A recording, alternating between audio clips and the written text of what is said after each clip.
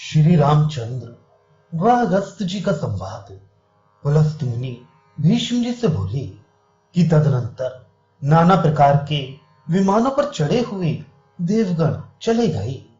वह श्री रामचंद्र जी भी अगस्त जी के तपोवन को गए। वह ये विचारते जाते थे कि जब अगस्त जी हमारे देखने के लिए पूर्व समय में हमारी सभा को गए थे, तब हमसे कहा था कि आप कभी फिर हमारे स्थान पर आए। सो अब हम देवताओं से पूछकर उनकी अनुमति से देवदानवों से पूजित उन महामुनि के दर्शन करेंगे। वह वे मुनि सत्तम हमको कुछ उत्तम उपदेश देंगे, जिससे कि हम इस मृत्यु लोक में कभी फिर दुखी ना होंगे।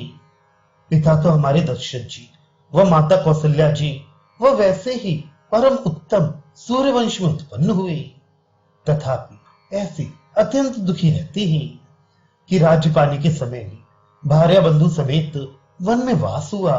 वह फिर रावण हमारी भार्या को हर ले गया। तब बिना किसी की सहायता के ही उत्तम समुद्र में सेतु बांधकर सागर के पार जाकर लंकापुरी में कुल सहित रावण का नाश किया। वह देख के जानकी को हमने त्याग दिया।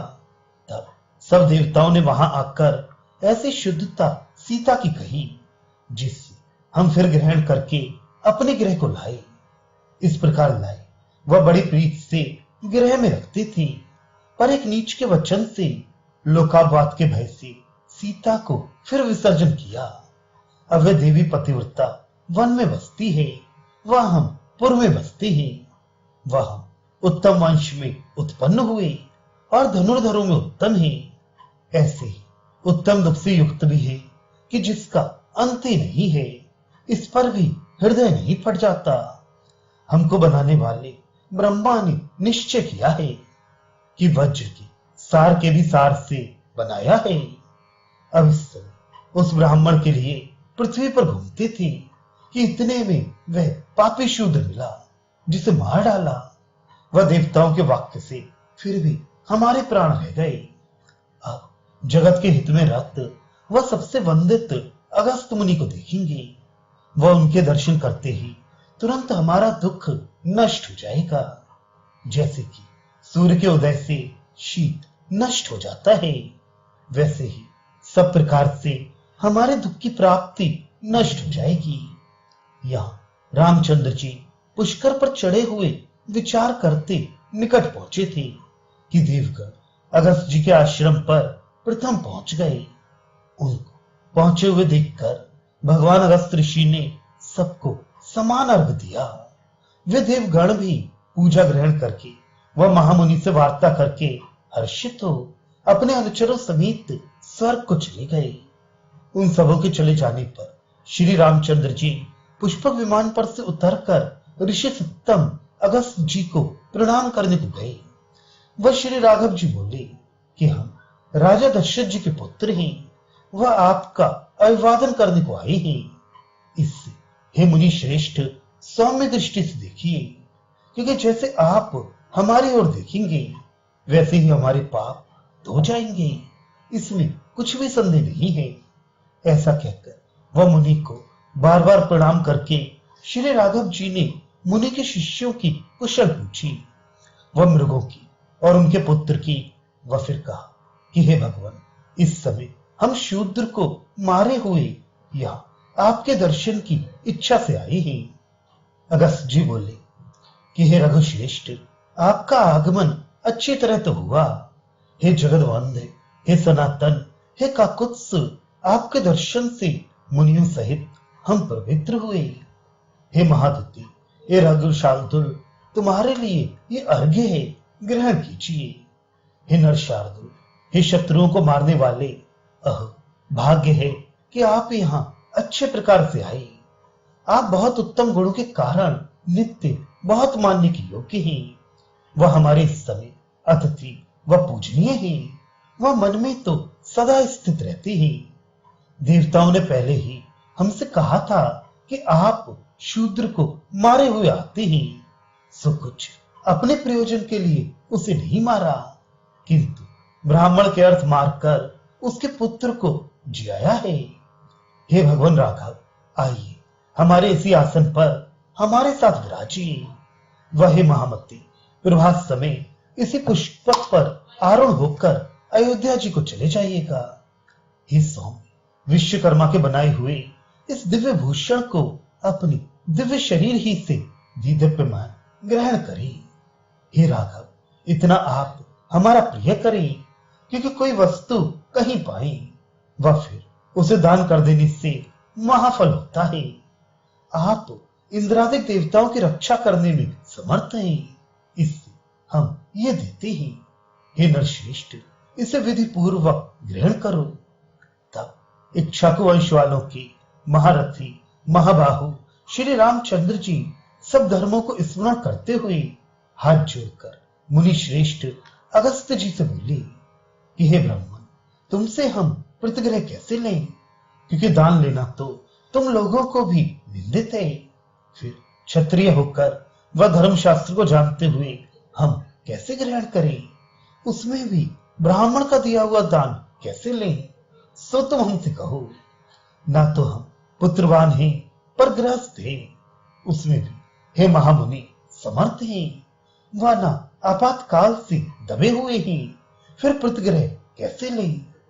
भार्या हमारी जानो बहुत दिन हुए तब से नष्ट हो गई, वह दूसरी और है नहीं, बस दान लेकर केवल दोष भागी होंगे, इसमें कुछ संशय नहीं है। क्योंकि जब किसी विपत्ति से ग्रस्त हो तो क्षत्रिय भी दान ले सकता है, ऐसा करने में दोषी नहीं होता। मनु जी ने भी ऐसा कहा है कि जिस क्षत्रिय के माता पिता वृद्ध हो, वह पतिव्रता स्त्री हो, पुत्र छोटा सा बालक हो, सौपकार करके उनका भरण पोषण करना चाहिए। ऐसी दशा के लिए मनु जी का वचन है। इससे हे ब्राह्मण, हमारे ऊपर कोई आपातकाल नहीं है, तुमसे दान लेना इससे हम नहीं चाहते। हे सुरपूजित, इस विषय में हमारे ऊपर आप लोगों को कोप ना करना चाहिए। अगस्त्य मुनि बोले कि दान लेने में कुछ दोष नहीं है, राजा लोग भी लेते ही। वह राघव, आपको दान क्या दोष करेगा, क्योंकि आप तो तीनों लोगों को तारने में समर्थ हैं, वह ब्राह्मणों को तारने में भी समर्थ है, विशेष करके तपस्वी ब्राह्मणों को भी तार सकते हैं। वह आपको सबके पालन करने की आवश्यकता रहती है, इससे हम ये आपको देते हैं। हे नराधे, इसे ग्रहण कीजिए। श्री रामचंद्र जी बोले कि क्षत्रिय कैसे दान ले, उसमें भी ब्राह्मण का दिया हुआ। यदि कहीं ऐसा लेख हो कि किसी क्षत्रिय ने ब्राह्मण के दिए हुए दान को लिया हो तो हमसे कहिए। अगस्त जी बोले कि हे रामचंद्र जी, सबसे प्रथम वाले सतयुग में सब ब्रह्म रूप था, कोई राजा नहीं था, प्रजा यूं ही अपने सुख भोगती थी। तब सब प्रजा पुरानी शतकीर्तु ब्रह्मा जी के शरण में गई। वह सब प्रजा देव देवेश के समीप राजा के अर्थ पहुंची। वह बोली कि हे देवदेव, देवताओं के राजा तो इंद्र हैं, परंतु हे लोकेश, हम लोगों के कल्याण के लिए कोई श्रेष्ठ राजा बना दीजिए कि जिसको पूजा देती हुई प्रजा आनंद से पृथ्वी पर बसे। तब ब्रह्मा जी ने इंद्रादि सब लोकपालों को बुलाकर सबों से कहा कि तुम सब अपने अपने तेज का भाग कुछ कुछ दो। तब लोकपालों ने अपने 2 तेजों में से 4 भाग दिए। तब ब्रह्मा जी प्रथम आप अक्षय हुए, वह फिर उनसे अक्षय एक राजा उत्पन्न हुआ। उसको ब्रह्मा जी ने लोकपालों के अंशों से युक्त किया। बस तब से वह राजा पीड़ित प्रजा की रक्षा व उसका योगक्षेम करने लगा। सो इंद्र के भाग से तो राजा सबको आज्ञा देने लगा, वरुण के भाग से वह सब प्राणियों को पुष्ट करता है। वह ऐसे ही कुबेर के अंश से राजा सबको धन देता है। वह जो यमराज का भाग राजा में आया, उससे प्रजा को कुमार्ग चलने से दंड देता है। इससे हे रघुत्तम, तुम इंद्र के भाग से राजा हो, हमारे तारने के लिए ये अववरण ग्रहण करो। तब अगस्त मुनि के हाथ से श्री रामचंद्र जी ने सूर्य समान प्रकाशित दिव्य आवरण ग्रहण किया। वह ग्रहण करके शत्रु वीरों के नाशक श्री राघव जी बड़ी देर तक उसे देखकर वह बार बार विचार करके देखा तो उस आभरण में विचित्र अंगूरों के फल के समान बड़ी बड़ी मोतियां लगी थी। वह स्वर्ण के तार में गुही थी। बीच बीच में हीरा मूंगा व नीलमणि गुहे थी। वह पद्मराग मणि, गोमेद, वैदूर्य व पुष्पराग मणियों से अच्छे प्रकार गुहा हुआ था। वह विश्वकर्मा ने अपनी बड़ी युक्ति से उसे बनाया था। उसे देख बड़े प्रसन्न होकर फिर ये सोचने लगे कि ऐसे रत्न तो हमने आज तक कोई नहीं देखे। ये तो ऐसी शोभा से युक्त थे मानो पृथ्वी भर का सब मूल्य इन्हीं में आ गया है। ऐसे आभरण तो हमने लंका में विभीषण के यहां भी नहीं देखे। मन में ऐसा विचार करके श्री राघव जी उन ऋषि सप्तम अगस्त से उस आभूषण का आगमन पूछने लगे। हे ब्रह्मन, ये आभरण तो अति अद्भुत है। वह राजाओं का अप्राप्य है। आपने कैसे पाया? वह कहां से पाया? वह किसने बनाया? हे महामुनि, ये बात हम बड़े कौतूहल से आपसे पूछते हैं। जो रत्न हथेली के बीच में रखने से केवल हाथ ही पर प्रकाशित होता है, उसे अधमणि जाननी चाहिए, क्योंकि वह सब शास्त्रों में निंदित है। वह है मुनि सत्तम, जो एक स्थान पर धरने से सब दिशाओं को प्रकाशित करता है। वह मध्यम है। वह ऊपर को ऊंचा होता है और बड़े ऊंचे स्थान को प्रकाशित करता है। वह जिसमें 3 शिखा होती है, वह उत्तम मणि कहलाता है। ऐसे रत्नों को ऋषियों ने उत्तम जाति का कहा है।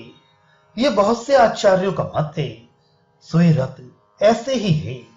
जब सब आचार्यों के शिरोमणि राघवेंद्र जी ने ऐसा कहा तो सब ऋषियों में श्रेष्ठ अगस्त जी फिर इस प्रकार बोले।